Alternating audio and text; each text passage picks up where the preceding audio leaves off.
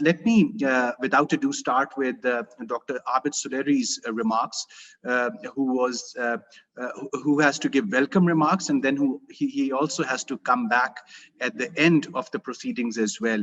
And we were fortunate that we were able to find some time in PM's calendar, given that he's convening some members of Economic Advisory Council today.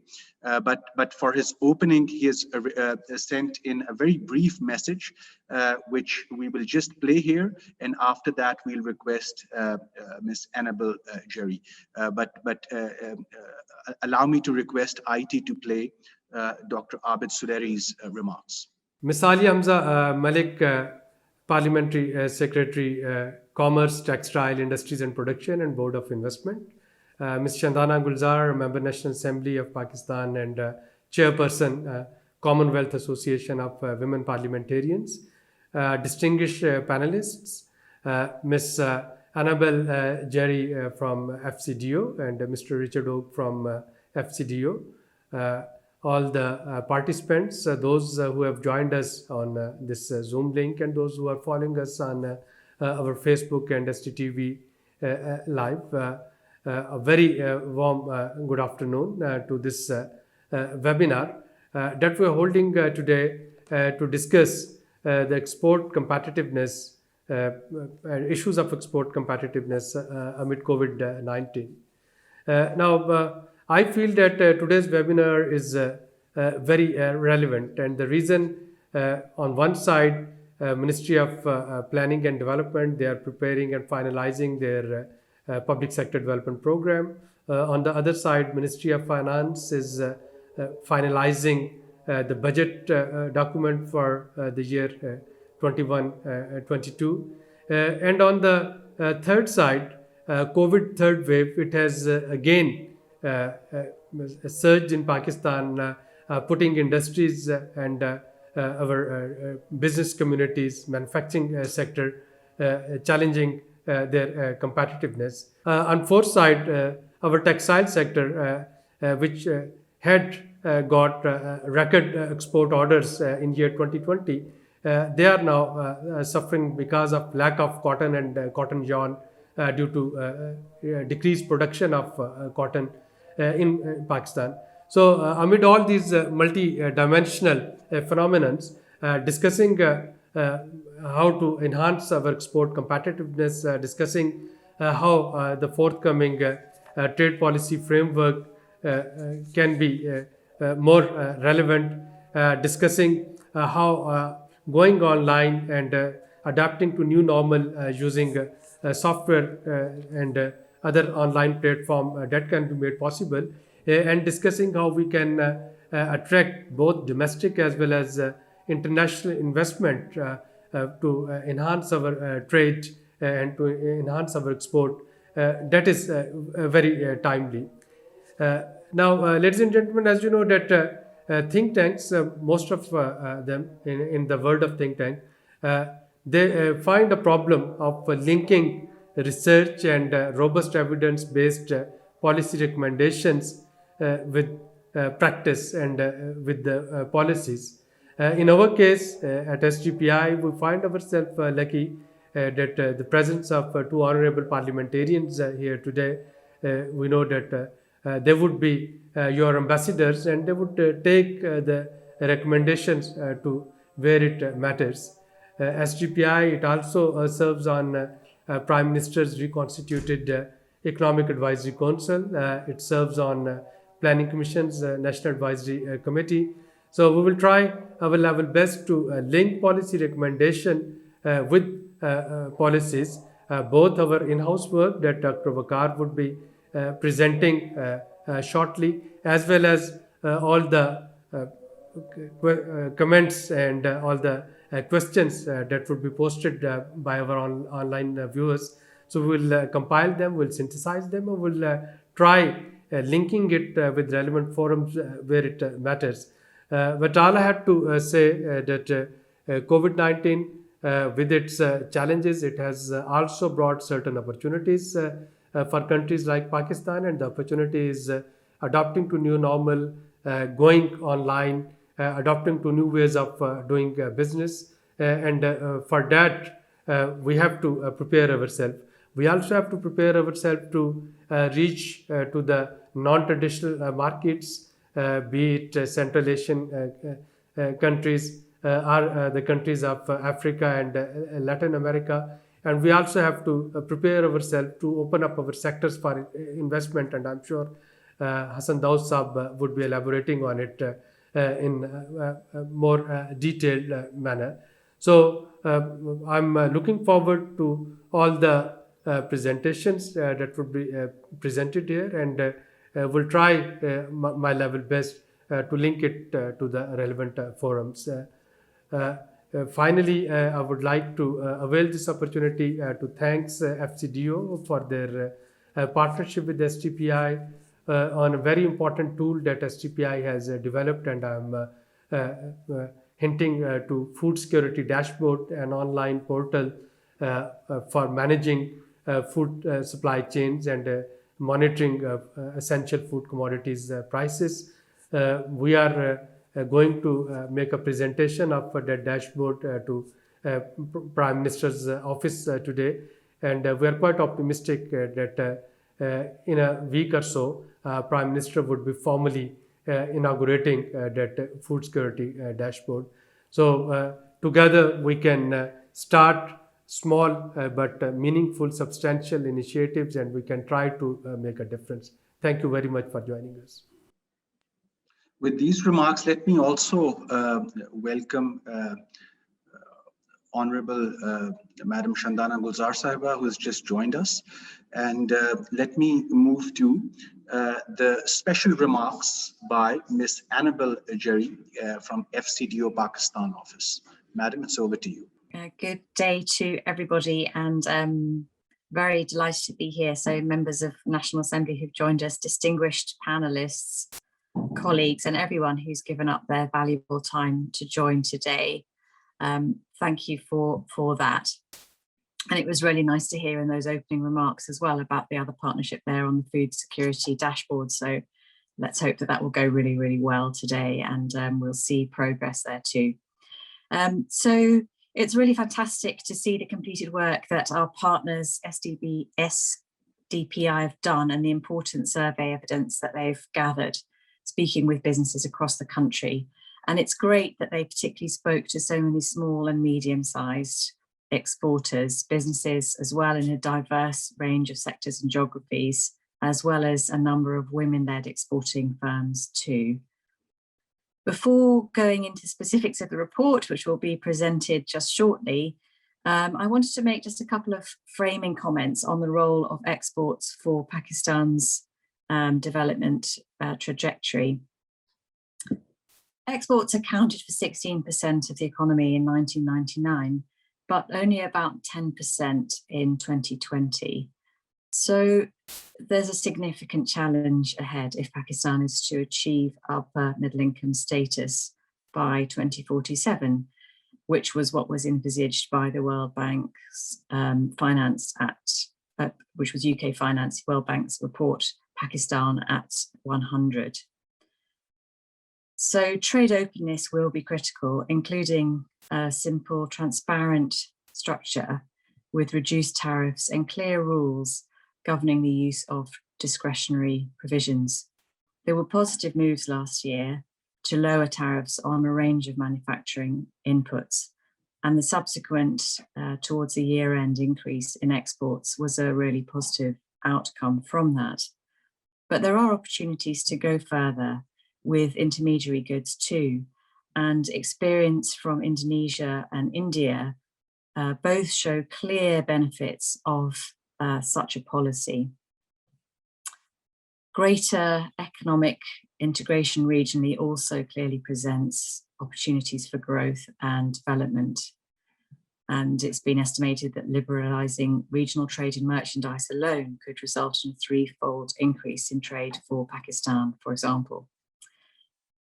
As has already been said in the opening video there, the last year has been incredibly challenging. And as the UK and Pakistan, we worked really hard to be responsive to Pakistan's needs. And it's been fantastic that SDPI has been a partner in amongst that work.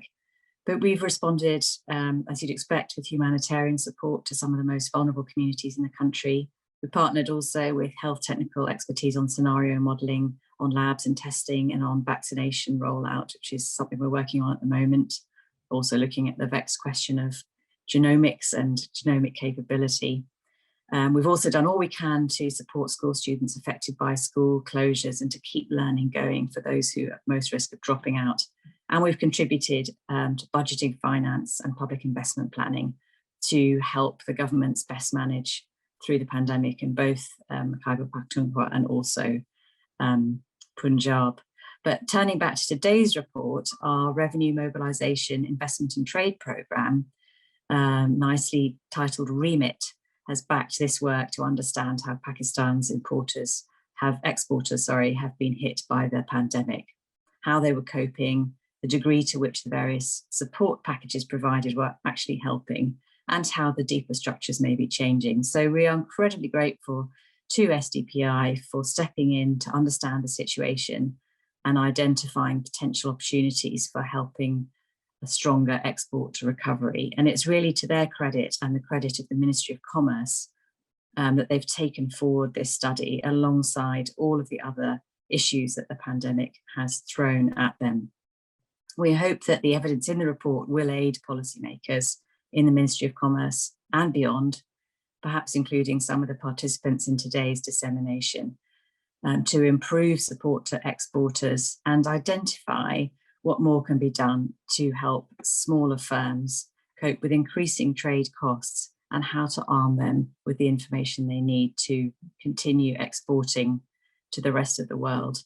So I'll stop there and look forward to the presentation, and let's have a productive discussion for the rest of the meeting today, really engage with the findings, and it will be great if we can come up with some policy conclusions that we can take forward to make a difference to this fantastic country. Thank you. Thank you indeed, Annabelle, for these very comprehensive remarks, I'd say, short yet comprehensive. And you rightly pointed out that liberalizing regional trade is a low-hanging fruit here, could help in post-pandemic economic recovery. And of course, there's also a need to look internally where resources can be saved, can be diverted through important initiatives such as the PFM and the reform of the taxation side. So thank you for setting the stage. Let me also, I see that colleagues have joined us in the audience here, but also over other platforms. So let me inform that we are also live streaming over Facebook and other platforms. So feel free to post your questions in the chat box as we go along.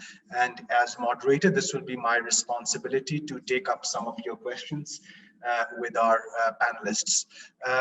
Without ado, let me quickly jump to a very short presentation on the findings of the report. And this is essentially to benefit from the presence of our colleagues from Khyber Pakhtunkhwa Board of Investment, IC Export Development Fund, IC Pakistan Software Export Board here, and really want to benefit from their presence and to help us in understanding the issues over here. So as I guess Annabelle also pointed out, that the motivation here is to look at and to explore possibilities of an export-led recovery, and to also enable non-traditional export sectors to pivot better. And we are already seeing early encouraging growth signs in exports as lockdowns are eased. But the question is whether these early growth signs in exports are sustainable over the medium term, given that there are recurrent waves of COVID which are hitting us. With this background, if you can see my slides, the challenges which are being faced by the trade sector during pandemic became the first problem statement. There were additional types of costs during the lockdowns, which we wanted to identify through this research. There were varied coping strategies adopted by exporting firms, as you can see in the slide. Did the government support help to pivot? That was the next question. Which measures delivered the most, and the type of engagement which could strengthen the understanding of loss and response during the future crises. These were some of the questions, research questions, which we were looking into while framing our questionnaire that went to the exporting community as part of this research.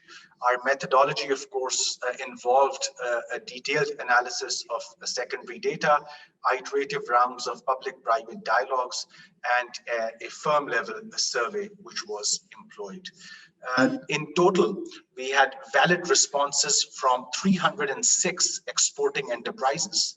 And due to the time and resource limitations, of course, we limited ourselves to 2 sectors from the traditional segment, which is textile and leather, 2 sectors from the non-traditional ones, which would be agro-processing and food and processed food sector. And from the services sector, we focused on the digital enterprises who are exporting their services. A quick commentary on the findings. If one looks at the stringency index for lockdown and how stringent was this lockdown, it's offered by the Oxford COVID-19 tracker. Pakistan early on, at the start of 2020, had a far more stringent lockdown in comparison to some of the countries shown here, including China, India, and Bangladesh. However, some quick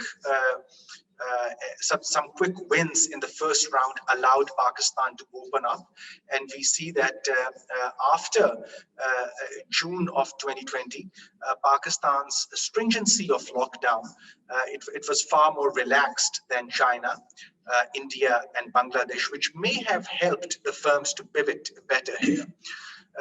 And we also see in the next slide that exports, which had seen a clear dip until April of 2020, started to see a pickup. And then finally, until about February, we have seen 5 consecutive months of almost around $2 billion of monthly exports. They seem to have stagnated now, and we will look at the reasons as we move forward. And you can see that after January, in case of textile as well, if you look at the red line in this graph, as Dr. Suleri was also pointing out, due to some supply side shortages, we are seeing a slight dip in textile sector exports as well post January. Of course, in case of IT and ICT services, pandemic brought several opportunities. So we have seen some steady increase in the exports of the IT and ICT services sector, especially after August 2020. I'm sure that Usman Sa will speak more about this later in the discussion. Quickly taking you through the survey findings, we note that in the first and the second wave, 70% of exporting firms have reported a lockdown. The duration of lockdown ranges between 14 to 52 days. But I think the concern here is that while many of the large firms were able to pivot, there are around 15% exporters who continue to face cash flow sustainability issues. Some have said reported shortages of working capital, and there are 10% exporting firms in our result who have indicated about a shift in the consumer demand, which will of course be threatening their future supplies. 80% of our exporters have reported an increase in freight costs. Almost 100% reported higher costs associated with SOPs at workplaces, labor training on SOPs, workplace safety and hygiene conditions which had to be changed. There are 14% exporting enterprises which report changes in export documentation, which of course have some sunk cost in terms of new learning, which has to go over there. In the cost structure, the role of expectations is important. While we do see that rentals, salaries, and utilities are the usual costs which were reported, but there are some new costs as well, and they're expected to, of course, increase. So as markets fully open, the exporters have informed that they fear that vast majority of suppliers would be chasing low demand for coming number of years, perhaps the medium term.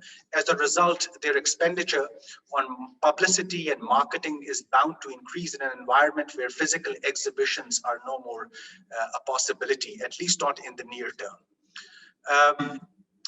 Government support and uptake was very, very welcoming.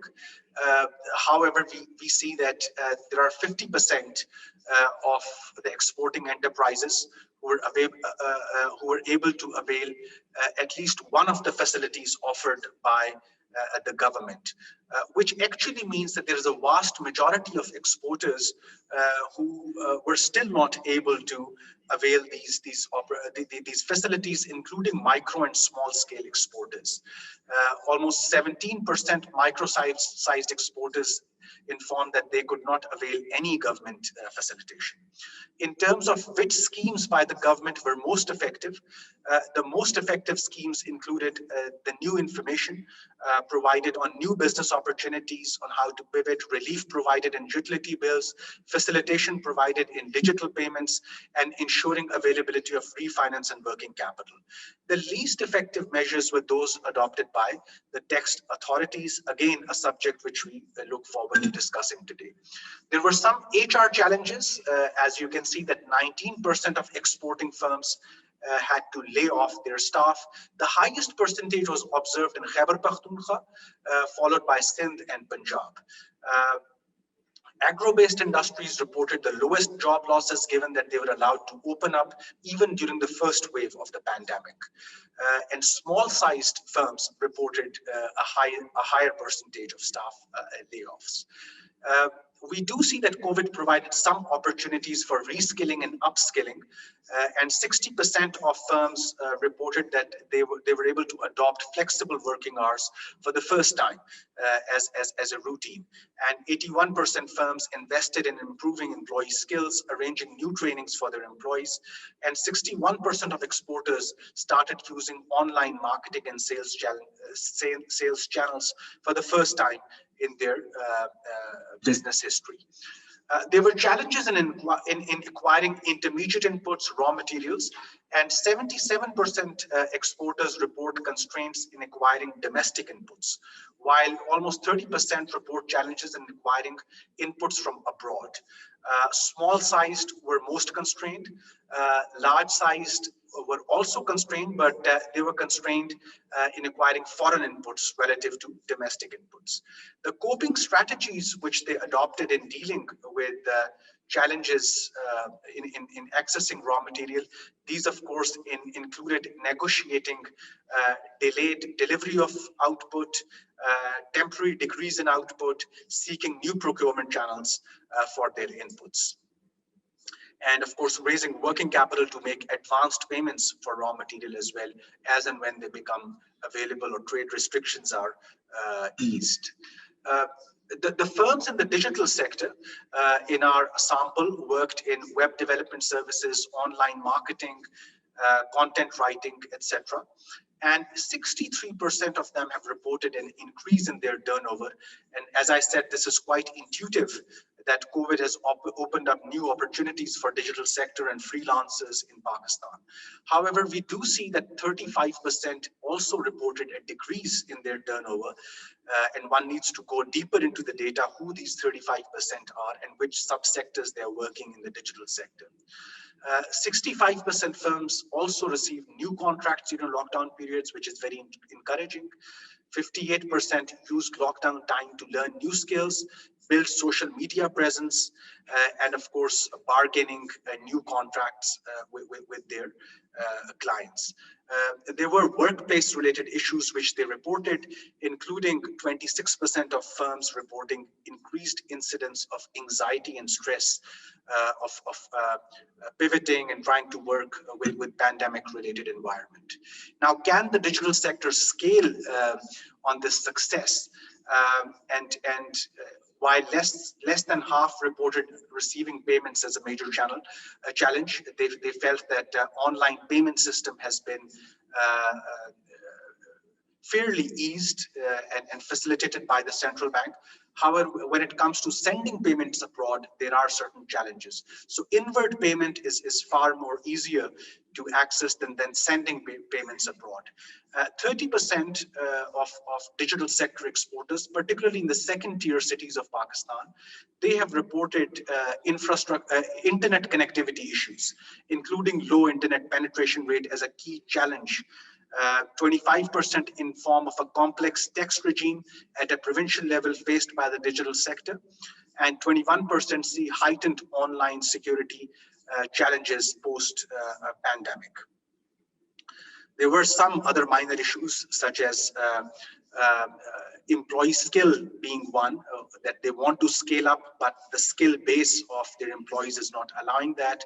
Credit availability, the fact that banks are not understanding their business model the way they understand the business model of the traditional sector.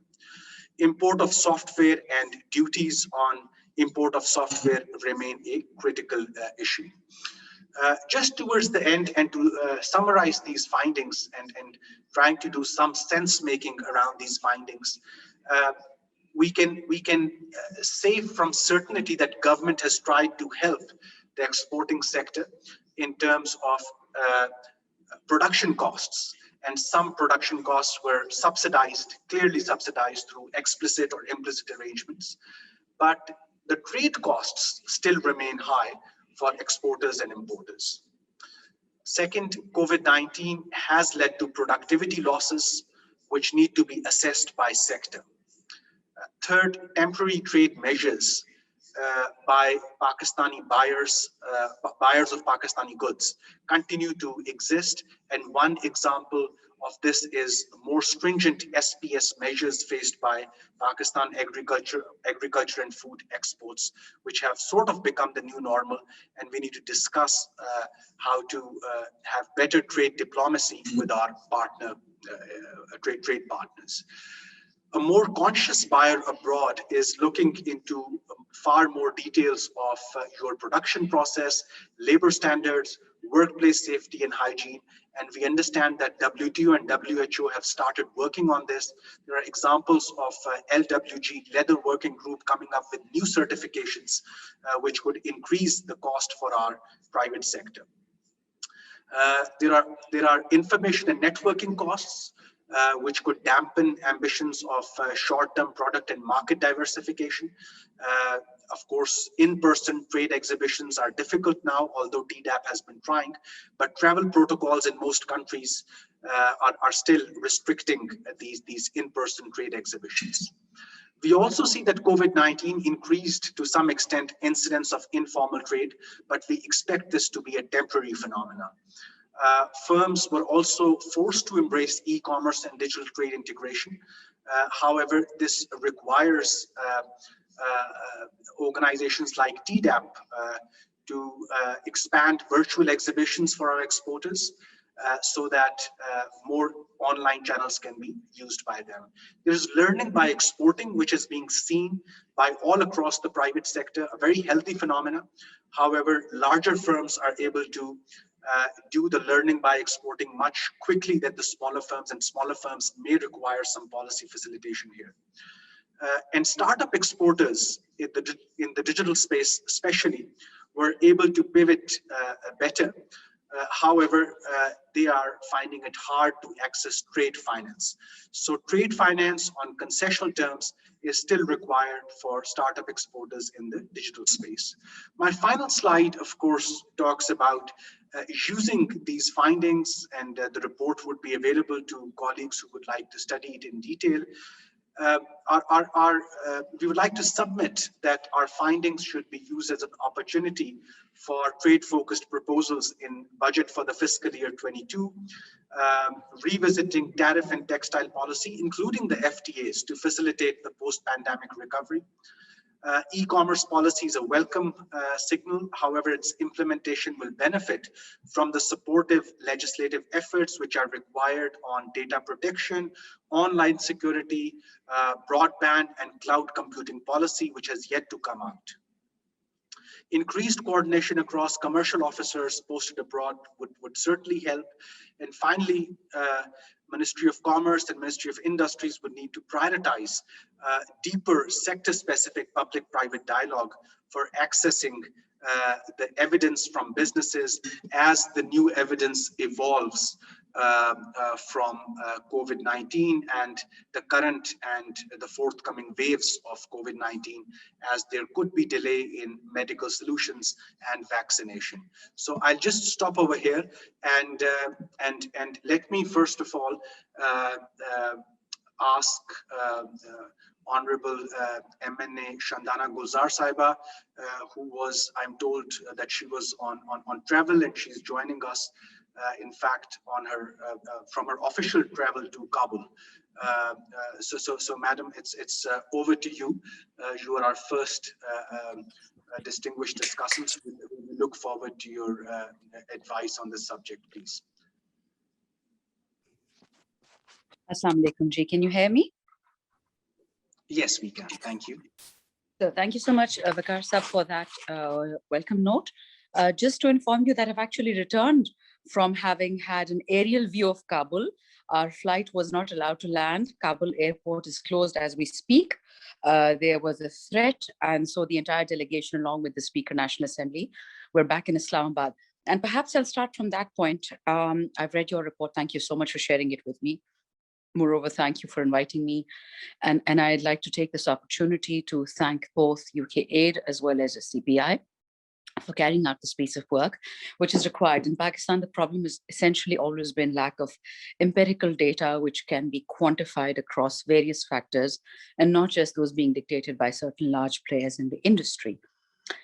Secondly, and I'll pick up from this point, is that one of the reasons this parliamentary trip to Afghanistan was planned is that we don't see evidence of planned regional integration in Pakistan, and we haven't seen it for the last 20 years.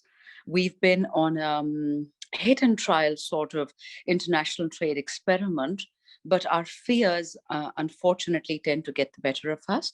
I'm right now focusing on, although of course I understand that the COVID scenario or the COVID background is, sorry, can you hear me?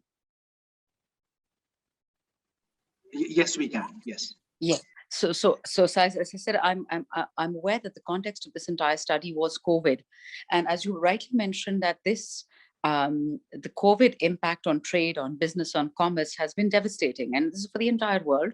And Pakistan is one of these few countries that has been lucky enough to pick up quicker. I'm sorry, I keep on getting disconnected. Can you hear me? Yes, yes, very clear. All right. So for some reason, I get disconnected from this side. So long and short of it is that I feel that the pandemic has thrown up old challenges, not new ones. And I'll illustrate my point with an example. If you recall, Pakistan was made a part of the EU's generalized system of preferences as of the 1st of January 2014. And if you recall, midway through the term of the previous government, so that would have been 14 and 15 and a half. So at some point, late 2015, early 2016, we still hadn't been able to pick up on the space that was provided to us by the EU, i.e. we could only fulfill 50% of the supply side capacity of the tariff preferences that the EU gave us. And that's because our traditional focus was on the same 6 or 7 product basket, and we don't diversify. Now, as a member of the government, of course, I'd be in a defensive mode, but because I'm a member of parliament, and therefore I have more than one constituent, I don't only represent the businesses, but I also represent the consumer, I represent the youth, I represent the deprived, and I represent the small and medium sector as well. So for me, I think the biggest takeaway is that, unfortunately, I mean, however much I could lay blame on the government, and I could give you points from the previous government's failures, my own government's inability to seize what may have been the moment if pandemic hadn't come along. I think my discussion is going to focus on the inability of the private sector to keep up with the rest of the world. And by the rest of the world, I don't mean the United States or the Koreas. I mean the Bangladeshis. I mean the Philippines. I mean the Thailand. Thailand is able to export autos from Thailand, and Pakistan is not. Our trade has always been stagnant. We have always sought protection, and that is completely justified. If we are to seek protection from the government, from competition, we shield ourselves while we're a niche industry. But no industry remains a niche industry for 40 years. And I think the previous excuses of creating jobs, we saw how quickly those jobs disappeared or evaporated during the pandemic because people not wanting to compromise on, and quite understandably so, that's how business operates, not wanting to compromise on profits, they cut down on personnel. So it's not as if those yielded any long-term results. And I think that's the both policy paradigm or the analysis paralysis that we find ourselves in. In addition, there's one very important point that has been missed consistently by this government, by the previous one. For 40 years, we have not looked at environmentally friendly goods. Thank God, with the advent of the new climate division in charge, Aslam Sahib, the new electric vehicle auto policy, and many other things they're working on.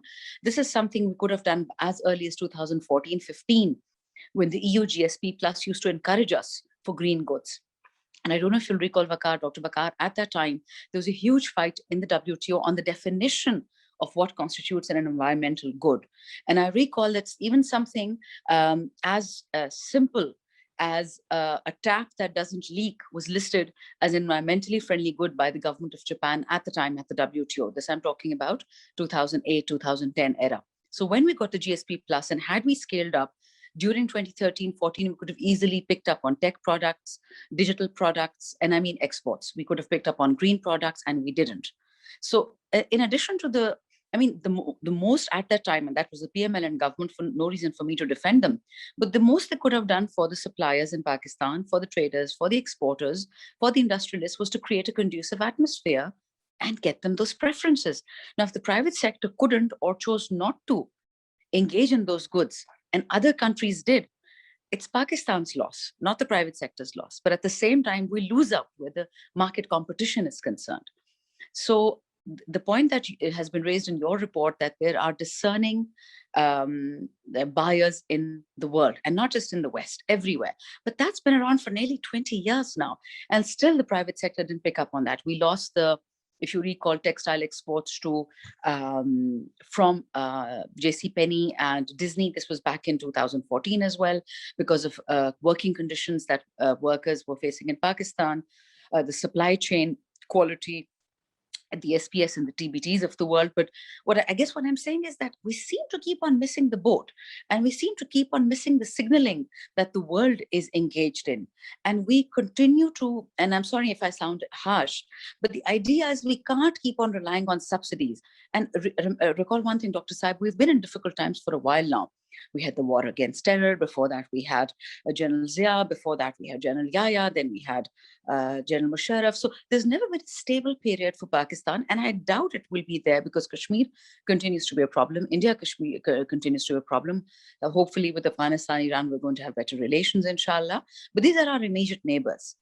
And so if you can't build peace with your neighbor to the east, which is India, a growing economy, why have we ignored the Caucasus? Why don't we look towards a market that is ready for you, the CARIC region, which is looking for the simplest products we can make? They look for pharma, they look for textile, and they look for agriculture, food and agriculture. And look at our investment in food and agriculture, again, over the last 40 years. We're lucky we're working with the Speaker's National Assembly Committee on agriculture products, given that agriculture and food as well as labor are provincial subjects now. But I guess what I'm saying is this is an excellent report, but I think SDPI and UK would be well. I know we're in COVID times, but perhaps I could request that during or post Ramadan, when things settle down, when the COVID pandemic third wave is a little bit better, we should have a very serious sit-down discussion. Somebody needs to read this report and understand that what has brought us here will take us no further. South Africa is a country which is now 27 years old, and their exports at the age of 25 was $25 billion. We are 75 years old, more or less, and we're still at 25 billion. So there's something we're not doing right inconsistently. So while there's many different governments that have come in, many different governments that have different policies, one could criticize the government, either the previous ones or ours, and say, well, you've all failed. But what about the role of the private sector? Have they been successful in making sure that the world wants to buy from Pakistan? In making, I mean, as I said, the government, where we have terrible statistics, whether you look at cost of doing business, ease of doing business, but that's one side of the debate. What about the private sector? So I think I want to end there. If there's any questions, I'm happy to answer. Thank you, Dr. Vakar. Thank you, Madam. I think you have touched upon some very important issues, and certainly going beyond what I had presented. And thank you for also giving us the homework. We would certainly like to pick up on that post-Ramadan as well, including your point on looking at the CARIC region, looking at those specific instances where, for example, Pakistan may have lost the potential export orders. And thank you for again reminding us of the examples from Disney and JC Penney. And of course, I think your point about environmentally friendly goods, on which Pakistan has certainly shaped the narrative and taken a lead, we would certainly be happy to look at that in greater detail. So once again, thank you for your inputs, and in case there are questions in the chat box, I may come back to you during the course of the discussion. With this, I now move to Mr. Hassan Daoud Butt, who is the CEO of Khyber Pakhtunkhwa Board of Investment and Trade. Hassan sir, it's over to you, please.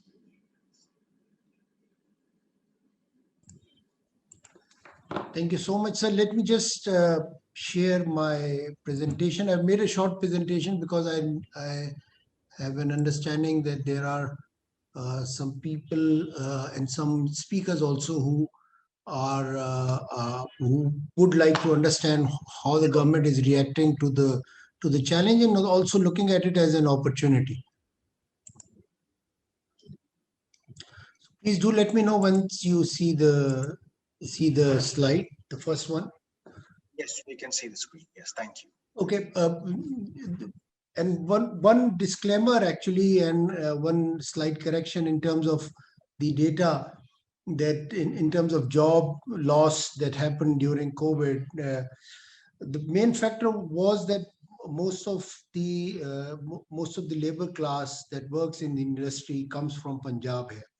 And then when there were restrictions for inter-provincial movement, transport, therefore there was some lag. Actually, it was not lost, because I had interaction with almost all, because I was part of the committee which was working on the COVID impact on industries, and we ensured that minimal job losses happen here.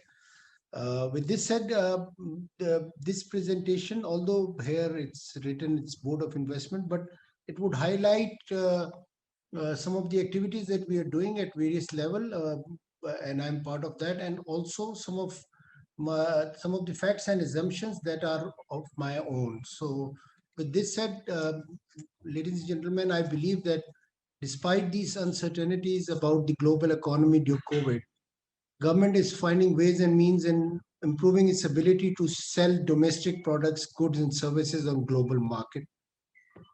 I also believe that Pakistan is building greater resilience for enacting fiscal reforms, and I would briefly touch upon them later in my slides also. By enacting fiscal reforms and enhancing exports competitiveness, I also believe that government is working, and I'm part of the work that is being done in terms of leveraging CPEC and CARIC. And Ma'am Shandana Gulzar spoke about it a little earlier, about how to benefit from these initiatives and regional connectivity.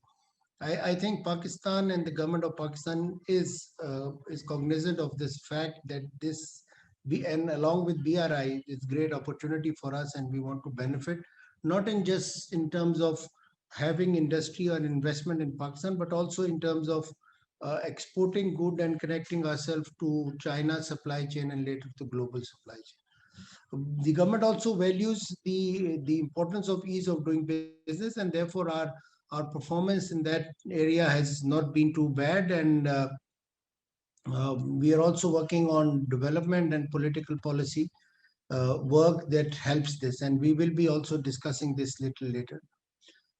But as if I wear my academian cap, I also believe that in this modern era and increasing competitiveness, we need to develop the culture of innovation and entrepreneurship while embracing the importance of artificial intelligence. I was in BAO Forum, and while they were talking about avatars and how to benefit from fifth industrial revolution, we were uh, short of what we wanted to project. And also, I believe that if I talk of CPEC only, and if I assume that it would be completed in 2030, that would perhaps be the time that China would have 6G. So the speed of doing work and speed of trade and export and import would be about 1,000 times faster than what it is today. So this will be a challenge, and this should be addressed on priority. And KP, what we are doing is that we are doing a lot of work on our pitch for investment. And in this pursuit, we have actually the government has actually approved industrial policy, commerce and trade strategy, which identifies new market and explores areas through which we can generate export competitiveness, and also leverage from our strategic location, and perhaps make it from a disadvantage to an advantage case study. And also, just recently we did a conference on export outreach for rice, meat, poultry, fruit and vegetable and spices. And this is just a point that I want to highlight, that we are working on area and finding new markets and new products through which government can actually improve its exports and generate. What we are looking at, and this is perhaps at a national level, but also at KP, what we're looking at is integrating from a national level, from having a rural-urban synergy. And if you follow, the development work that is being done in Khyber Pakhtunkhwa, you would find that we're trying to create the rural-urban synergy and working on new urban and peri-urban areas. And with this development, and I think Naya Pakistan Housing Scheme is also contributing in that, we are perhaps working on a logistic and enhanced transportation structure. From there, we would integrate into and again benefiting from CAREC and CPEC and perhaps KP Economic Corridor. We want to connect to the Central Asian Republic, Gulf State, Iran, and also the other partners and perhaps destinations, which I would be again speaking a little. And then from there, if we connect to China's supply chain, from there we can actually enter the global market and improve our competitiveness. And I think there, when we compare ourselves with Bangladesh and India, and I would be speaking about this, I find my research, which I did just recently on the ease of doing business indicator, I found Pakistan out of 9 areas, I found Pakistan performing better in 7. It was just in productivity and one other, in which perhaps the security aspect, in which Pakistan was slightly lower in terms of the numbers, but otherwise Pakistan is doing fairly well. And I think we understand the importance of benefiting and taking this advantage. So what are we looking at in terms of crafting incentives so that our exports or investment here, because since I represent Board of Investment, KP Board of Investment and the government of KP, I would be a little selfish to actually bring in investment wherever I can in the discussion that we will have. So the incentive that we are crafting, what we're trying is to have efficiency, and this should achieve objectives that we have set, and it should be based on performance and it should be based on evaluation. We are looking for new setup, expansion and revival in priority industries, and this industry would definitely, especially in our economic zone, Rashakai, which is groundbreaking for which is scheduled just shortly. We will have, inshallah, new technologies, export-led industries, and perhaps also labor-intensive industry, because job creation is one of the main goal of the government. We are also trying that our incentives are not discriminatory, or it's offered to everyone. It should be backloaded rather than front-loaded, because here the cost of land is quite high, and naturally it has to be regionally competitive. So what are our goals in terms of enhancing export potential is to export goods and services naturally. And please bear with me with some slides which you all know, but I just want to build a case for what Khyber Pakhtunkhwa, or at least the government here, is doing. Increase foreign direct investment and increase foreign remittance. And for that, because naturally human resource and exporting HR is also one of the cases. So I like this slide and I use it wherever I get a chance. What I believe is that, and as Den Xiaoping said, it does not matter if a cat is black or white as long as it catches me. So our policy work, it has to be fast, it has to actually achieve the objectives, and it has to actually be based on certain evaluation. Unless we do not do that, even in our inspections, what we're trying to, and what I'm trying, and along with my leadership, both political and administrative, is doing, is to actually bring in risk-based inspection, so that we have certain criterias. We cannot offer everything and ease in terms of creating the ease of doing business, offer everything and perhaps meet the expectations. What we're trying to do is that in terms of GSP Plus and other initiatives that are on our way, try to benefit from that. So our priority areas are, and I'm sure anyone who would speak about Pakistan, and I'm sure Ministry of Commerce would represent here, these are some of the areas that we have highlighted. Please do not question this slide because of the fact that I might have missed few, because this slide is basically catered for KP. So these are our areas, and this is what we are doing, and these are the countries that we have identified as our top 10 countries for additional exports. We have even gone to certain numbers, but I did not highlight that intentionally here, because that might perhaps end up with barrage of questions. We did our analysis on the industrial units that are available, and this was perhaps done at a time when we were working on COVID-19 and trying to actually work on doing this mapping and cataloging that, so the incentives could be offered and made sure.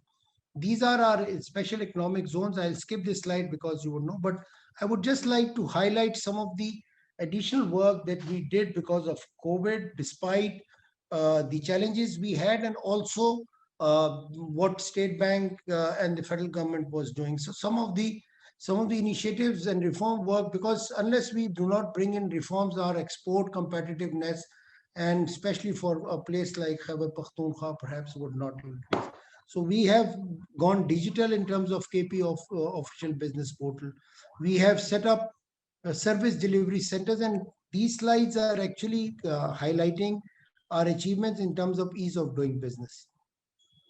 We have reduced and even eliminated tax in priority area like tourism, and also supporting the SME sector. But what I just want to highlight is that as we speak, my office is actually mapping all the regulations, licenses, certifications, and others for department attached formation. We have completed for 160 regulation, and now we're in the phase of analysis. And based on this, we would set up an action plan, which would be and setting up responsibilities, so that actual ease of doing business in terms of export competitive business. Waqar, just give me 2 more minutes to highlight a few other areas which are important for us. What we did in this exercise, and I am just showcasing some, because naturally there were others that we worked on. We worked on naturally our areas for export, and the zone that we have is less. So we worked on cement and identified the surge or otherwise in the export. So we did our research on cement. We did our research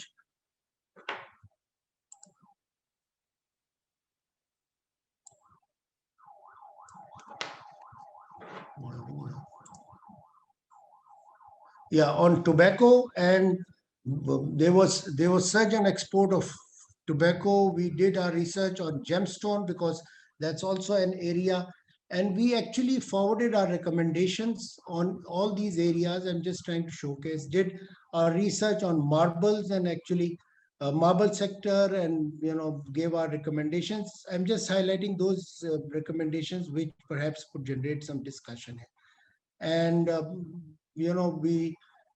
we did our research on IT sector, and I was surprised to see that during COVID, our export of IT products and services there was a surge in that, and perhaps we were able to see around 330 million worth of industry. And the other good thing, and which I would like to showcase, is that was the participation of female entrepreneurs in all this exercise. And we have set up our e-commerce council, in which there is representation of female entrepreneurs who are working on e-commerce. And similarly, the other area that we want to really work on is on the medical tourism. I work with 2 hospitals which are actually hosting some patients from Afghanistan mostly, and I saw that there was a deep decline as far as, and this is one area where we worked on. So with this said, ladies and gentlemen, I just wanted to highlight that work is being done, and through economic outreach initiative, and also some of the other initiatives of the Ministry of Commerce, the Provincial Ministry, Ministry of Industry. What we need to, I think, do is perhaps synergize more, perhaps be more pragmatic in our approach, and I think we know the end state, and we know the requirement of Prime Minister Imran Khan. So with this said, I would also acknowledge, Bakar, your report, and I think it helps my work, and also perhaps other institutions which are working on economic outreach. Thank you very much. Thank you indeed, Hassan Sahab. I think this was very comprehensive, and really happy to know that your organization and government of Khyber Pakhtunkhwa has been really supporting the exporters in the province in the best possible manner, and very encouraging to see the online initiatives which have been taken. These will significantly cut the regulatory burden of businesses in the province. And I think this also links up to the other initiative in which you yourself and your department is partnering, which is the Pakistan Regulatory Modernization Initiative, PRMI, which will really see the cost of doing business going down over time. Let me now invite Syed Abbas Mehdi Saab, who's the Executive Director at Ministry of Commerce Export Development Fund. And we do see that EDF has been supporting quite a lot of institutional initiatives, not only for the Commerce Ministry, but also for the business associations around the country during the pandemic time. So Abbas Saab, it's over to you, please. I'm really honored to be part of the panel along with dignitaries such as Ms. Chandana and Mr. Hassan. I would like to congratulate SDPI on conducting this symposium on export competitiveness amid COVID-19, and UK Aid by supporting this activity. I would first focus on the report. The report has rightly focused on the impact of the restrictions imposed by the government on the operation of the enterprises, but has also tried to gauge effectiveness of support programs introduced by the government. The selection of sectors for the survey also seems thoughtful, as it has covered all major sectors, that is industry, agriculture, as well as services. The sample of enterprises with respect to sizes and in their involvement in exports, imports, local sales has also helped in magnifying scope of the study. The report has included the negative impact of COVID and lockdown, but was also successful in identifying positive outcomes such as increased use of IT systems and using flexible HR management strategies. The methodology of the study also seems appropriate, as it has used secondary data for statistics, while primary information has also been sought through questionnaire-based survey. I have although few suggestions which may help SDPI to further improve this particular study or may help it in its future research reports. I will go by first, while the study has used local export statistics, it should have also used import data of some major regions such as EU or USA, whose statistics are available on monthly basis, along with comparison with competitor countries. This may has given us idea on how global trade has been impacted during the same period. Then SDPI has used SBP as source of exports imports data, which in my opinion may be based on payments received date rather than the actual shipments date. As restrictions may have impacted the actual movement of goods more than the transfer of money, the appropriate source could have been the PBS FBR.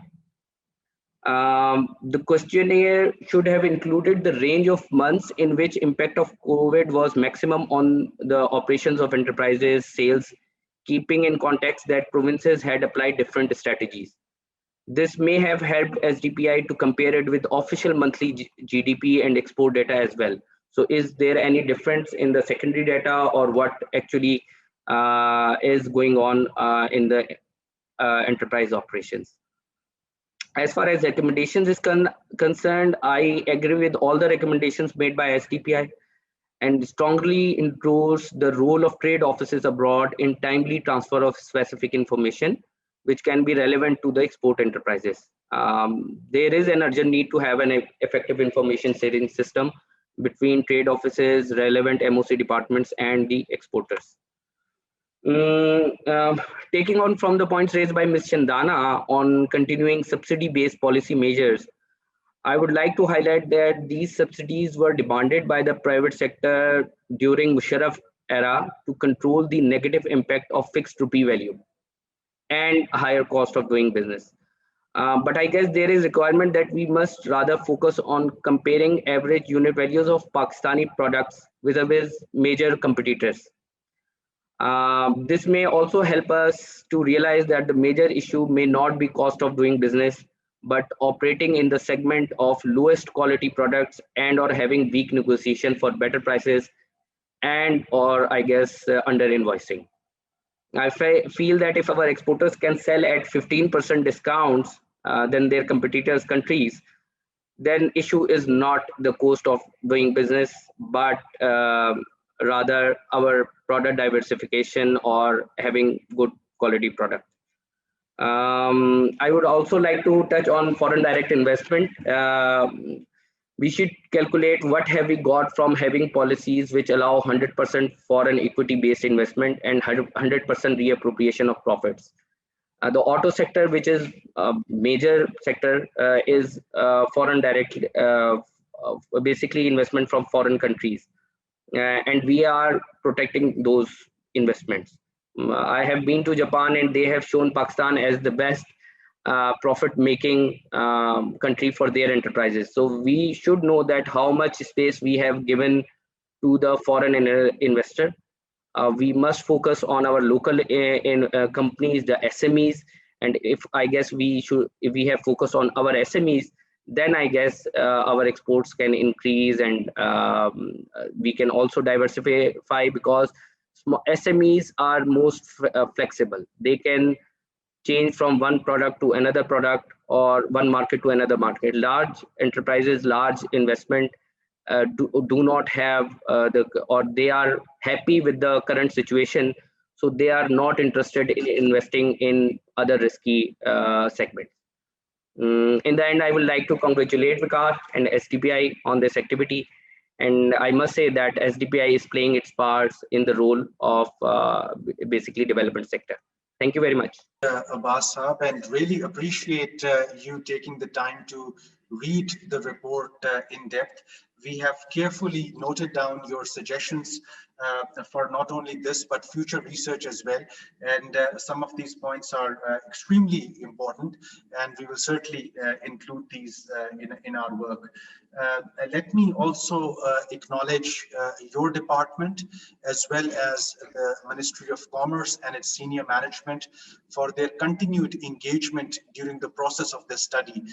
In fact, while we were designing the parameters initially, the tools to conduct the study, the ministry remained very heavily engaged in the process, for which we are very grateful, and we hope that some of these suggestions can be further deeply evaluated before the budget, and some of these things can be rolled out during the June budget. So appreciate your time here. Let me now move to, please. I just want to add something that Export Development Fund is the fund available for all kind of enterprises. It includes research organizations, it includes universities, it includes private sector association and government organizations. Hopefully we will be getting around 9 billion rupees for the next budget based on the collection this year. I would recommend private sector to apply for those funds, develop good proposals. I know that one of the panelists is from KPK. Last year we have supported University of Sawabi for having a laboratory for tobacco, so that they can certify the tobacco for export purposes. We have also supported Gem and Jewelry Institute in Peshawar. I guess most probably next week we'll be giving them more funds to keep their operations going on. We are trying to convert that training institute in a common facility center, so that it can help the students and the small gems businessmen to use those facilities to cut and polish their stones. So we are on, it's ongoing. We are getting different kind of proposals, but the momentum or the quality which we require from the private sector, it is not there. So I want to recommend from this platform that they should come forward and submit as much proposals as they can with proper quality. Basab, thank you very much for informing this. And as you can see in the attendees list, that we are being joined by almost a dozen office bearers of the Chambers of Commerce, and I can see some sectoral export associations as well joining us. So I think this was a very appropriate message, and we sincerely hope that they'll come up with proposals, innovative, out-of-box thinking to submit to the Export Development Fund. So thank you once again for this message. Meanwhile, I'm told that our honorable parliamentarian MNA Aliya Hamza Malik Saiba, who's a Parliamentary Secretary for Commerce. She has just sent her message for the gathering. I think she's busy with the national security workshop, which is going on, but we have a short message from her side, which we can now play. Bismillahirrahmanirrahim. First of all, I want to congratulate SDPI and FCDO on this brilliant report. And it's amazing that right now, when the requirement is that we need a policy regarding supporting the export competitiveness among us, this COVID-19, which the whole world is facing right now. This report not only set a benchmark for trade and industry related policies, but it's also give us an opportunity to draft our future policies for our trade, investment and industries. This report will help us a lot in identifying the challenges of different types of challenges which our industry is facing right now. First of all, I want to refer about a few documents or few steps which our government has taken previously. I am referring to the World Economic Forum and what they have said about our previous performance is that Pakistan's performance in controlling the spread of pandemic or stabilizing the economy has been commendable. These were the comments about, from World Economic Forum about our policies of our government in last wave of COVID-19. Actually, what we have done in last wave, we helped our industries a lot. First of all, 75 billion was distributed among us, the industrial workers, to help them or to help their employers, the economic shock which they have faced in the first and second wave of COVID-19. Secondly, Prime Minister has announced a huge package of 71 billion for the Utility Stores Corporation to help over, the common workers and or common people. And another package was given for the electricity bill of our factories and industries, and it helped them a lot in all these times. But what the key findings of this particular report is that what they have assessed in this whole scenario, and which will help us for our policy draft to help our industries, is that very right. Number one, increase in operational costs during this pandemic, and we have already experienced all this thing. High fixed and variable cost of industry need. That's perfectly all right. Firms are facing HR related challenges because previously some staff was laid off and which is not returned back. And the most important problem which they will face, and we are right now facing, is reskilling and upskilling in private sector, and that needs a huge investment. Safety and product standards are fastly changing because you know that the pandemic is now, it's getting deepened day by day. Or health care of the worker. Yeah, that's the most important because you know that industries as a large staff of people and their logistic, their transport, we all need a lot of health care in all these sectors. These key recommendations are highly important for our ministry, for our commerce ministry, for our industry and production ministry.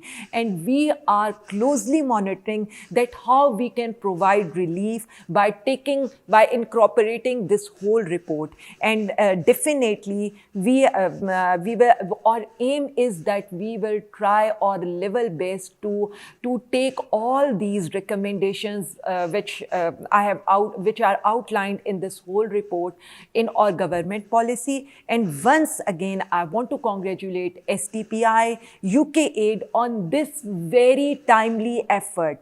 Our colleagues at Ministry will definitely remain in touch with your research team for the further information on this subject. And once again, I'm highly grateful for all this assistance by you guys. Thank you. Just to reiterate that we received extraordinary cooperation to deliver this research from the Ministry of Commerce as well as Ministry of Industries as well as SAMIDA to get the data, to get in touch with the exporting enterprises and convincing them actually to be able to talk to us in a very secure and informal, at a very informal level, so that right kind of way forward can be designed for not only this year in terms of policy package, but also going forward in the medium term as well.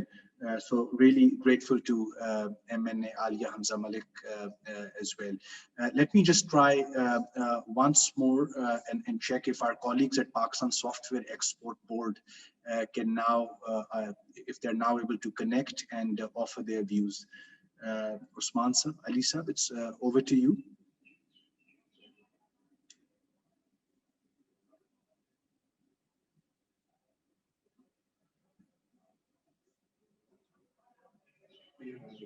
Okay, so meanwhile, let me just, as I had suggested, that please feel free to post your questions in the chat box. So I can see at least two questions which have arrived in the chat box from our esteemed participants. Let me request Mr. Hassan Daud Saab for taking up the first question, which is around, Hassan Saab, the challenge of digitalization. The fact that many of the firms will have to really force themselves to embrace digitalization, to embrace online ways of working things, online ways of marketing themselves, branding themselves. Now, as per our research, and we just showed that earlier in the previous hour, that while larger firms are able to do that, you still have micro exporter or even nano exporter who's unable to accomplish that. We pick up that women-led enterprises, you have good women-led exporting firms who are unable to embrace the online ways of doing things. And if there's any targeted or by way of design intervention which we are thinking for such firms, we'll appreciate your inputs here, Hassan Saab. Yeah, I think it's a very, very good question.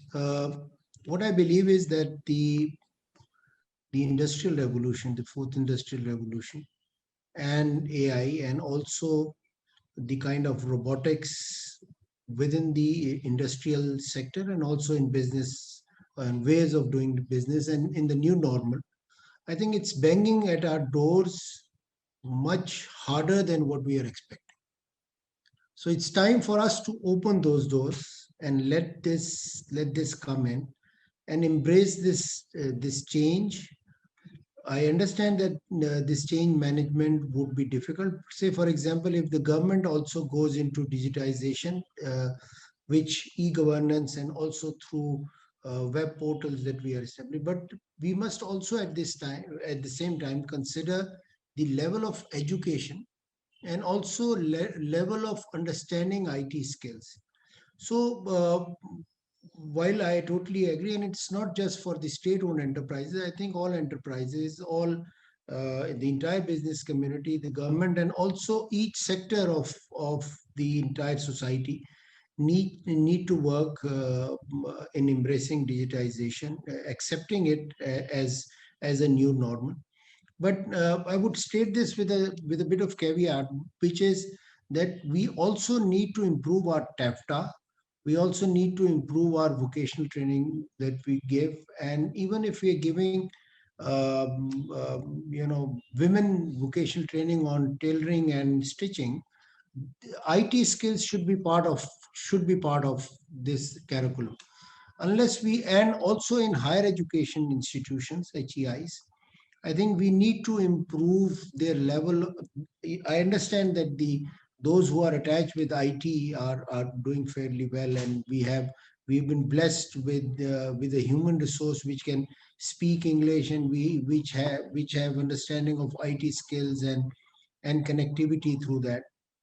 But the areas that I'm highlighting are those HEIs which are in rural areas and where this level of education perhaps is not same. So what I would like to suggest is to standardize the level of vocational training and education, bring this as an essential element in vocational training.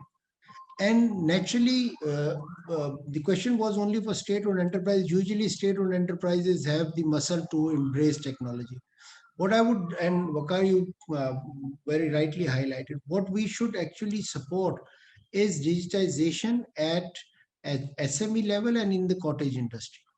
Say, for instance, if an entrepreneur is into making chappals in Khyber Pakhtunkhwa, and if they can do the right kind of branding and put it through a digital network in social media and across, the range that he gets actually is much more than what perhaps he's getting right now. So this digitization, you can't survive without digitization in the next era, and the sooner we embrace it, the better it is.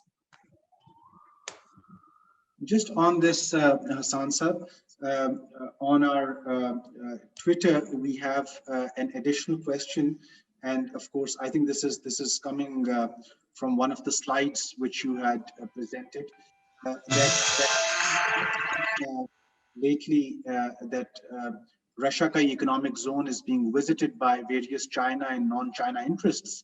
And can you name a few sectors where the Chinese have shown interest in this or other zones across Khyber Pakhtunkhwa? That's a question over Twitter, please. Yeah, it's a good question, but let me not limit myself in answering vis-a-vis Chinese. Let me tell you what the government is hoping and what the government is trying to actually create that pull factor to actually bring in that FDI, which is happening. We had done our exercise and we realized even we have looked at COVID as an opportunity and also US-China trade war as an opportunity. What we're looking at is that perhaps because of this, and in order to mitigate some risk, there would be some relocation of industries happening from China and perhaps from other areas within Asia. And based on that, what we have hypothesized is that we have the potential, the natural endowment, and also our strategic location supports us in bringing in that industry which produces here, and the products are consumed within Pakistan and also in Afghan and Central Asian Republic. And the connectivity is improving as we speak. We are getting new border areas, border crossings, and improving the Torkham border. So directly answering to the question, what the government is trying is to have the labor-intensive industry. And why is that? Because of the fact that the level of training required for labor-intensive industry is much lesser than perhaps high-tech industry. B is export-led industry, because we are aware that we need to improve our exports, and there is a growing need for doing that. Thirdly, we are looking at high-tech industry, and before actually graduating towards high-tech industry, what we are trying to do is to bring in light engineering, consumer product industry. I also see Chinese interest in agri-based industry for Rashakai, and not just Rashakai, in the other economic zones here. We have had a lot of queries flowing in on our website, and Chinese have come in, especially in the in seed area. Also, they're trying to bring in like chilies, and also looking at an agriculture sector where FTA provides zero tariff. And I'm trying to actually convince traders and also those attached with the agri-based industry to actually look at FTA too with China and actually benefit from there. So this is what we are trying. And now Chinese have come in steel. We have Century Steel, which has actually come in. They have come in consumer project, and they have actually registered. They are coming in engineering, and as I said, in agri-based projects. So what this, on one way, the government is trying to introduce policies which can attract them, and the Chinese on this. But besides special economic zone, there are a lot of growing interest in mines and minerals and gems. And but perhaps a little bit of value addition is required. Thank you, Hassan sir. Abbas, I think there are two questions here which I would like you to respond to.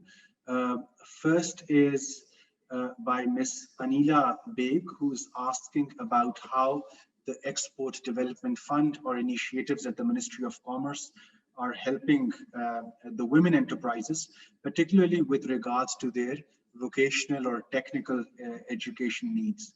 And the second is a related question, that if Export Development Fund has also been able to support some quality enhancement interventions in any of the sectors. So it's over to you, Abbas. Thank you very much.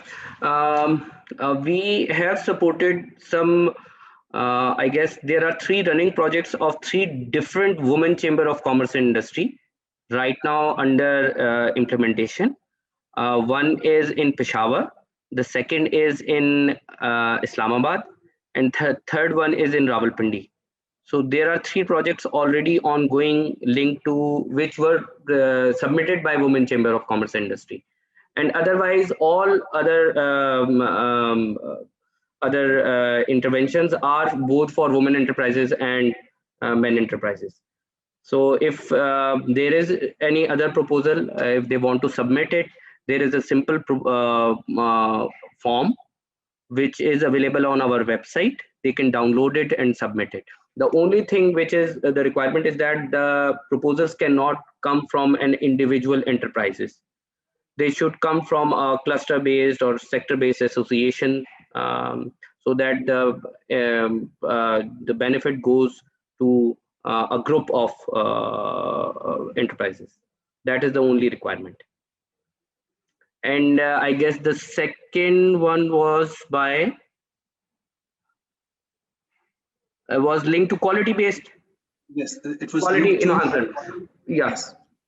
Yeah, we have recently upgraded, basically approved upgradation of a testing lab in Faisalabad for textile sector.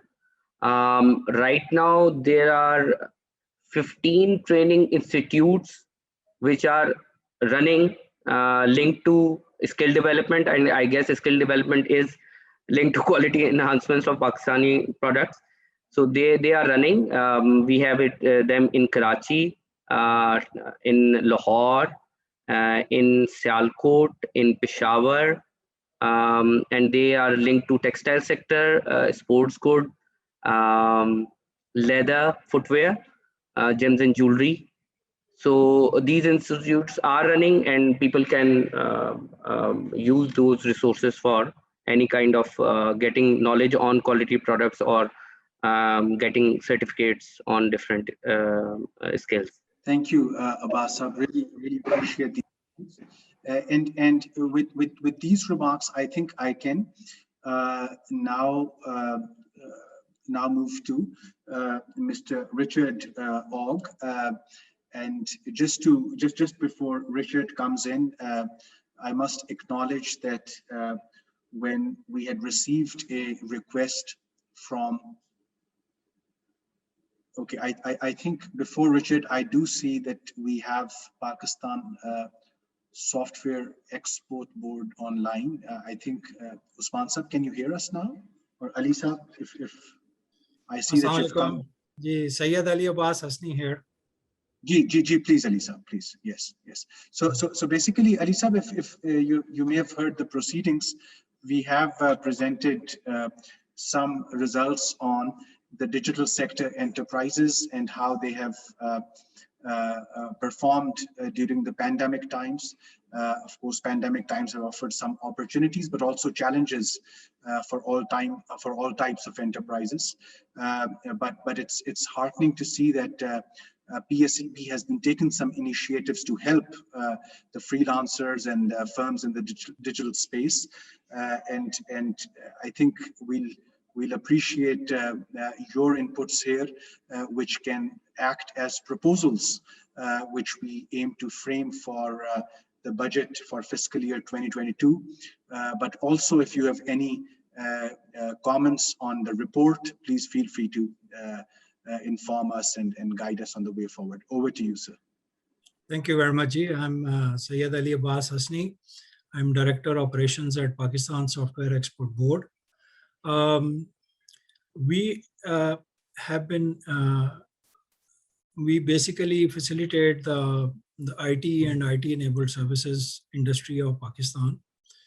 We have been facing a number of issues when it comes to ease of doing business and cost of doing business, as well as there are challenges in terms of infrastructure, resource availability, and capital availability. From the budget perspective, recently the IT and ITES export income tax exemption has been replaced with tax credit system. Even though the IT and ITES export income tax exemption was in place till June 2025, this has sent, and this change to tax credit system has been done with immediate effect with the President's approval. This has sent ripple effects through our industry.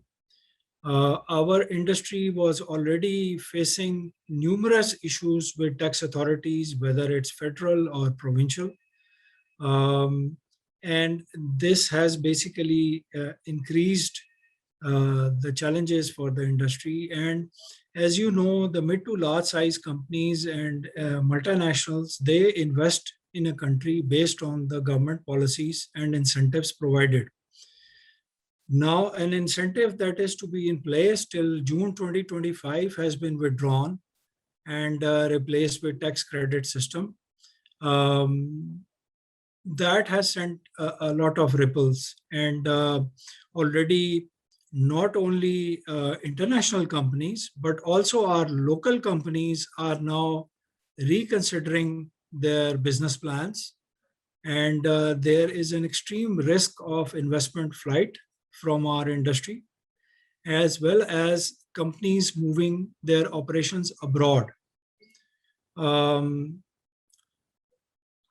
It also gives a lot of power to tax officials in terms of that if they find any minor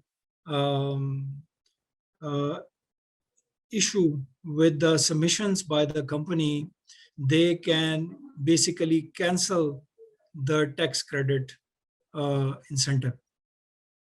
So that is an issue which has been taken up through Ministry of IT and Telecom with Chairman FBR, and we are raising our voice at different forums. Also, when it comes to tax harmonization, that is an issue as well with provincial tax authorities. Different provinces are charging different sales tax rates. And if we want to increase IT adoption in Pakistan, and we want to facilitate the IT industry, it's very important that tax harmonization is carried out across provinces and single-digit sales tax is applied to IT and IT-enabled services. This issue also we've been taking up with Inter-Provincial Sales Tax Committee. Other than that, we have issues in infrastructure. The companies require plug and play environment, IT enabled buildings at affordable rates, because primarily our industry is SMEs. They cannot afford the high rental rates. And our industry has to be located in urban settings. So because we rely heavily on HR is the main resource used by our industry. And in urban areas, the rental prices have been going up. So we are working on schemes of IT parks, and we are also setting up software technology parks in secondary and tertiary cities. So that process is going on. In terms of resource availability and human capital, there is shortage of skilled resources, and we are working hand in hand with the industry and academia to improve the skill set and to increase the number of skilled HR resource available to the industry. For capital availability, we recently signed MOU with Pakistan Stock Exchange so that our companies, IT companies, can be listed on the GEM board and be able to get funding. And there are other initiatives in process for different investment policies and initiatives that can be brought into play. So overall, if you ask IT industry, their main points of pain, including our local companies as well as multinationals, and they will say, okay, please provide us ease of business. Please reduce the cost of doing business. Please provide us single window facilitation, because Pakistan has a lot of talent. The talent pool is unmatched around the world. And in order for companies to be able to utilize that and for our exports to go up, it's very important that across the government, ease of doing business is implemented.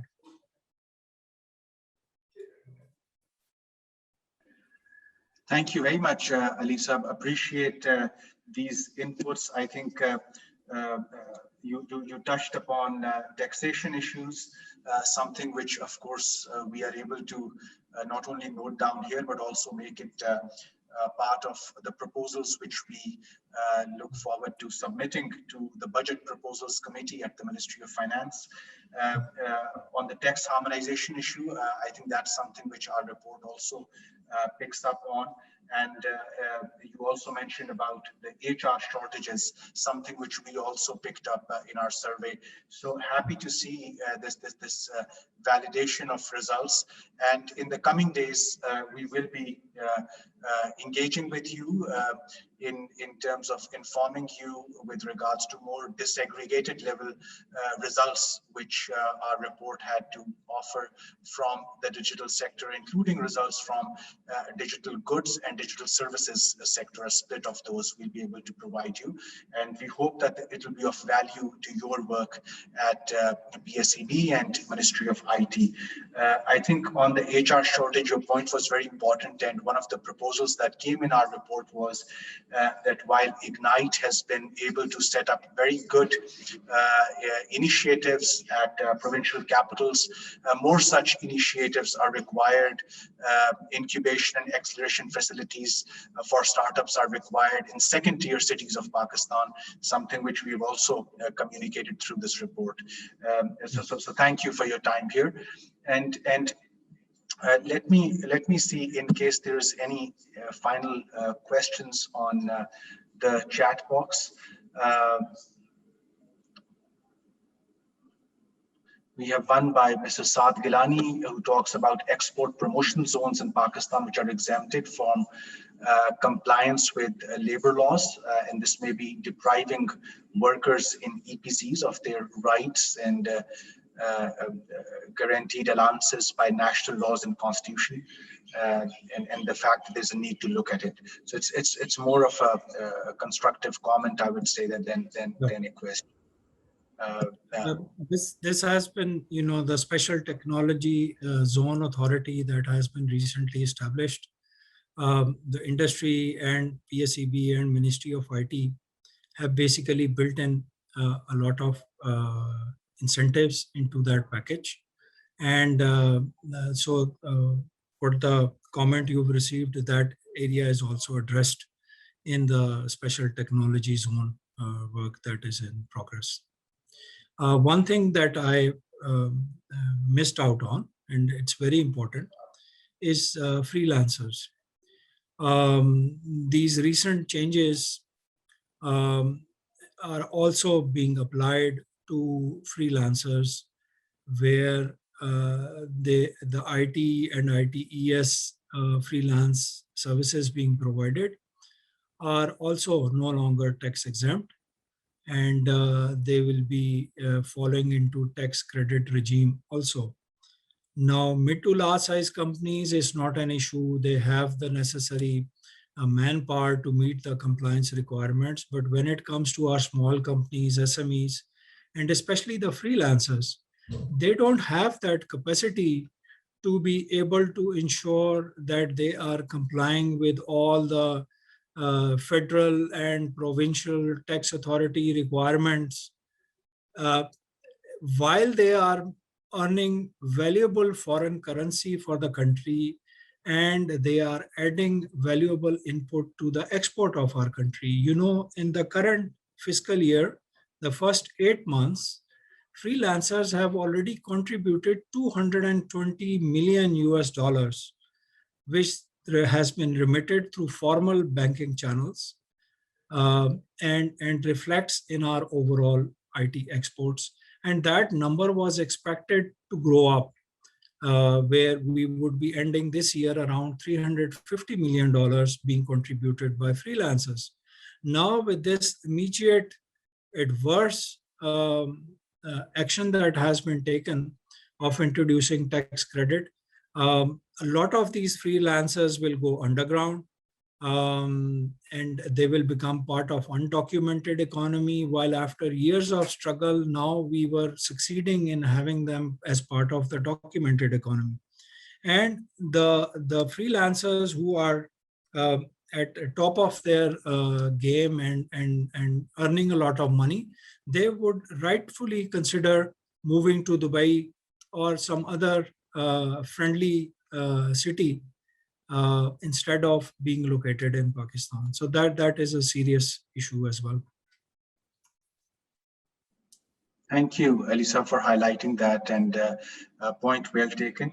And yes, thank you also for informing about the special technology zone. I think we are much encouraged to see quite a lot of progress on that front, and a lot of private sector interest as well on that front. And we really hope that things will move fast so that firms in the digital space can be helped to pivot better and make use of some of the very decent allowances and entitlements allowed under the special technology zone rules.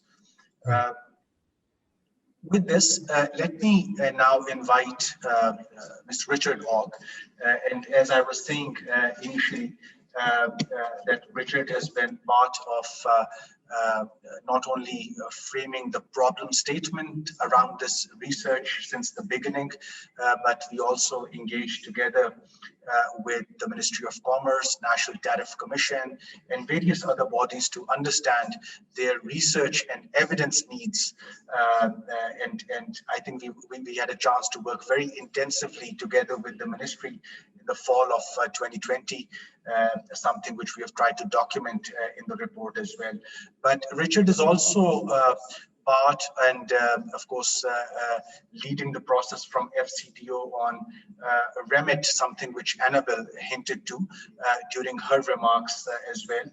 So perhaps he'll be able to brief us a bit on that as well. So it's over to you, Richard. Thank you for, well, firstly, the wonderful report that was presented and the rich discussion from the panelists and the wonderful questions that were asked, which really helped provoke a lot of thoughts towards this. Dr. Waka, you mentioned the REMIT program. Thank you for mentioning that. That's our revenue mobilization, investment and trade program, which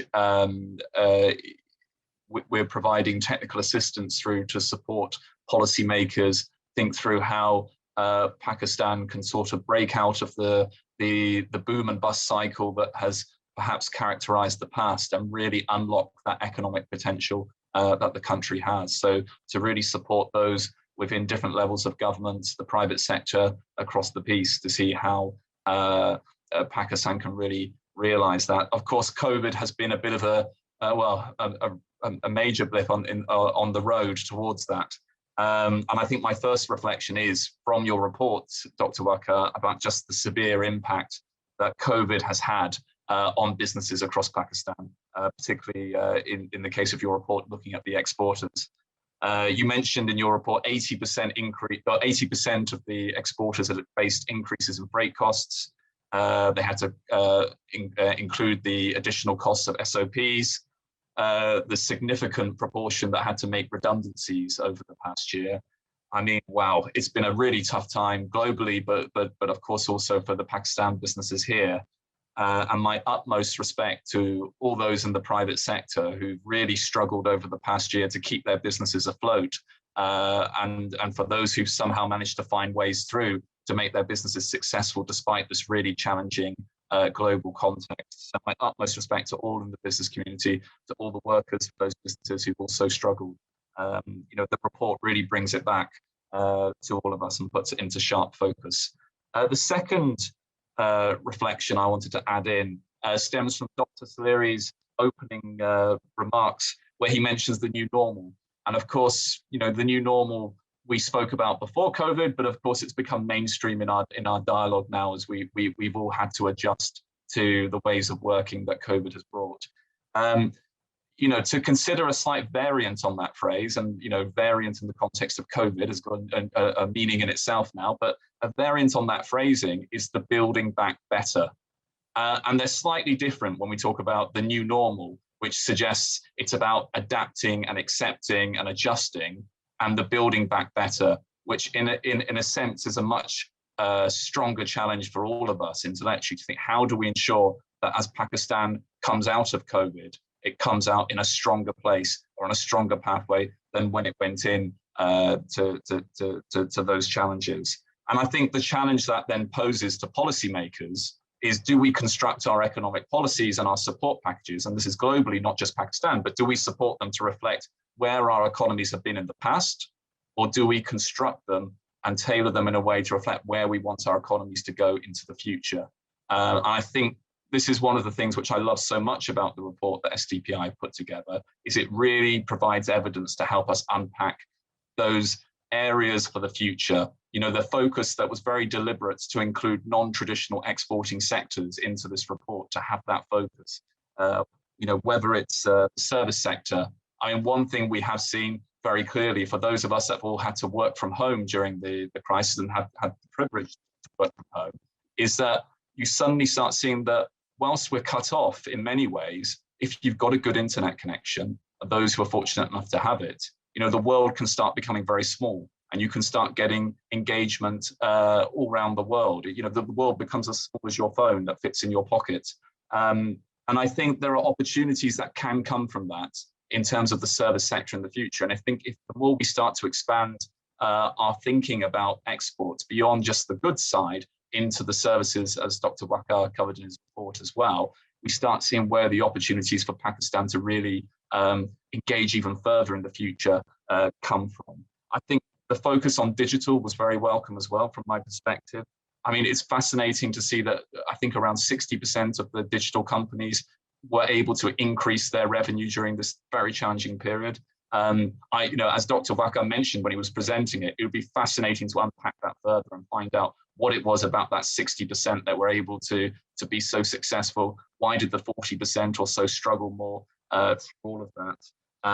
I think these are really important questions for policymakers now as we get out of, hopefully as we go towards getting out of COVID. So I think also the challenge around the firms that missed out on government support during this period, I think very important questions about, you know, why did they miss out? What were the issues there? What can we learn from that? And what can be built back stronger for the future to help support a full breadth of exporters that Pakistan has. Finally, just to add in, I think also the green recovery as well is something that needs to be considered. And how does Pakistan ensure, like every other country needs to start trying to ensure, that the trajectory for growth in the future is a much greener one than it has been in the past? Because I think one thing that COVID has shown to us is that as much as we like to ignore the environment and nature, it has its own way of striking back at us if we don't take it seriously and we don't try and find ways to work in harmony with it.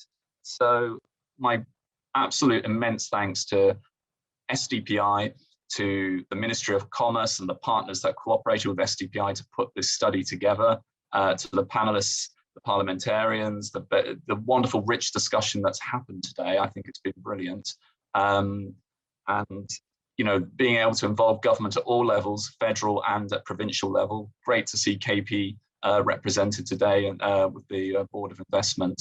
And I hope very much that this evidence that's been provided can really start provide the fuel for working through what this new approach, what the new policies, the new support to exporters can be for the future.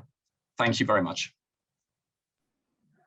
Thank you, Richard. I think these are some very important points, and certainly going beyond just the building back better narrative, which is of course important, but going beyond that, I think the 4 areas which you have pointed out, which is to look at green recovery and which are the firms which have missed out on government support, and including the infrastructure aspect, which is, you mentioned that internet connection proved to be a privilege during the COVID times. And I think this is something which of course needs to be understood better, that some of these infrastructure gaps or at least sort of improving or narrowing down these gaps can really help firms to pivot better. And just to inform our esteemed audience over here that it was on Richard's advice that freelancers were put into the overall sample of this report, and we are glad that we did that, given the rich information which we received after interviewing the freelancers. So I'm just conscious of the time, and we want to finish on time as well. So just very briefly, in terms of what has worked and what hasn't worked. Just one line on that, which is that government has probably done well at federal, at subnational level to provide timely support to the exporters. And while on the production side, we do see that many of the production costs were shared by the government, were subsidized by the government, and to some extent, production costs remain rationalized during the first and the second wave. However, the trade costs have been increasing, the information costs have been increasing, and to really unpack what these trade costs are by sector, by size of the firm, by region where these firms are located, that becomes our homework for the next coming days, and we will look forward to the collaboration of some of the sector associations who have joined us in better understanding that which trade costs have increased and may continue to increase until the time medical solutions or vaccinations are fully there. Finally, my final point, in fact, on the next steps. For us, the next steps are, of course, to incorporate some of the advice received here and inputs received here in today's launch meeting. We will be incorporating that in our report. Thank you very much. After which the report would be available to all of you who have registered today, but also will be uploaded on SDPI's website as well for you to access, for you to circulate in your networks. And we'll be formally submitting the report to Economic Advisory Council next week, and to the Budget Proposals Committee at the Ministry of Finance next week. And we really thank you deeply for the inputs and the participation received today. Let's continue to remain engaged. You have the emails of the organizers. If there are any written inputs which the business associations who have joined today would like us to pass on, please feel free to email, WhatsApp, or whatever is appropriate for you. I would also like to thank the FCDO team who collaborated, the Ministry of Commerce team who collaborated, but also the authors from SDPI, which included Shujat, Maz, Asif, and Adil. So my deepest thanks to them as well as the team under the leadership of Aisha Ilyas, who organized and hosted this meeting for us, as well as the comms team at FCDO. So thank you very much once again.